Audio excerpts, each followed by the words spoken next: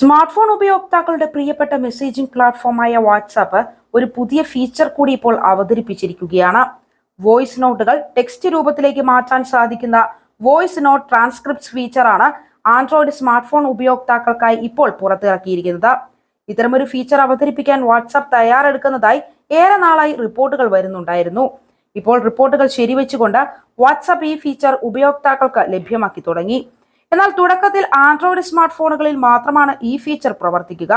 വാട്സാപ്പിലെ ഏറെ ഉപയോഗപ്രദമായ ഒരു മെസ്സേജിംഗ് രീതിയാണ് വോയിസ് നോട്ടുകൾ. എഴുതുന്നതിനേക്കാൾ എളുപ്പം പറയുന്നതിനാണ് എന്നതിനാൽ തന്നെ നിരവധി ആളുകൾ മെസ്സേജിങ്ങിനായി വോയിസ് നോട്ടുകൾ ഉപയോഗപ്പെടുത്തുന്നു. എന്നാൽ ഇങ്ങനെ അയക്കുന്ന മെസ്സേജുകളിൽ വളരെ സുപ്രധാനമായ വിവരങ്ങൾ ചിലപ്പോൾ ഉണ്ടാകും. ഇത് ആളുകൾക്കൊപ്പം ഇരിക്കുമ്പോൾ പ്ലേ ചെയ്യാൻ നാം ഒന്ന് മടിക്കും. പ്രിയപ്പെട്ടവർ അയക്കുന്ന സ്വകാര്യ മെസ്സേജുകളും സുഹൃത്തുക്കൾ തമാശയ്ക്കും മറ്റും അയക്കുന്ന വിവിധ വോയിസ് മെസ്സേജുകളും ഒക്കെ പരസ്യമായി പ്ലേ ചെയ്താൽ പലരും നാണം കെടുമെന്നുള്ളത് തർക്കമില്ലാത്ത കാര്യമാണ്. അതുമാത്രമല്ല, വാട്സാപ്പ് എന്നത് ഒരു മെസ്സേജിംഗ് ആപ്പ് എന്നതിനപ്പുറം ദൈനംദിന ജോലിയുടെ ഭാഗമായും വിവിധ ആവശ്യങ്ങൾക്ക് നാം ഉപയോഗിക്കുന്ന ഒരു പ്ലാറ്റ്ഫോമാണ്. സുപ്രധാനമായ പല വിവരങ്ങളും ചിലപ്പോൾ വോയിസ് നോട്ടുകളായിട്ടായിരിക്കും അയക്കപ്പെടുക.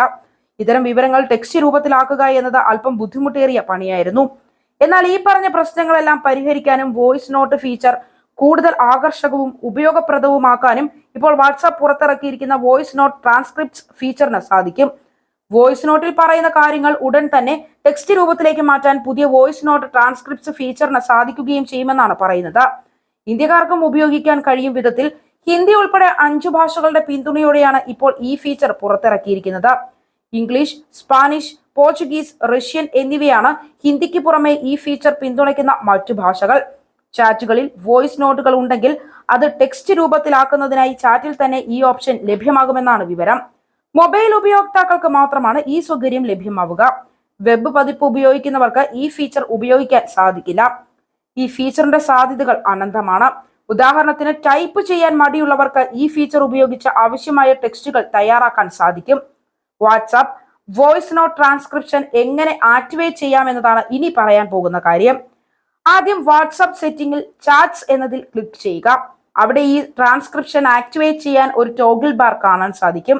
അത് ആക്ടിവേറ്റ് ചെയ്തു കഴിഞ്ഞാൽ വോയിസ് നോട്ടുകൾക്ക് താഴെ ഒരു ട്രാൻസ്ക്രിപ്ഷൻ പ്രോംപ്റ്റ് ദൃശ്യമാകും.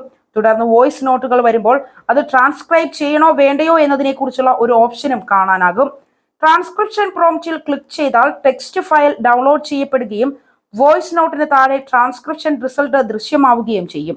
ഇങ്ങനെ ടെക്സ്റ്റ് ആക്കപ്പെട്ടുള്ള ഫയലുകൾ ഷെയർ ചെയ്യാൻ കഴിയുന്നതുമല്ല. എന്തായാലും ഈ ഒരു പുതിയ ഫീച്ചർ വരുന്നതോടുകൂടി മെസ്സേജുകൾ പാസ് ചെയ്യാൻ വളരെ എളുപ്പമായിരിക്കുമെന്നാണ് പറയുന്നത്.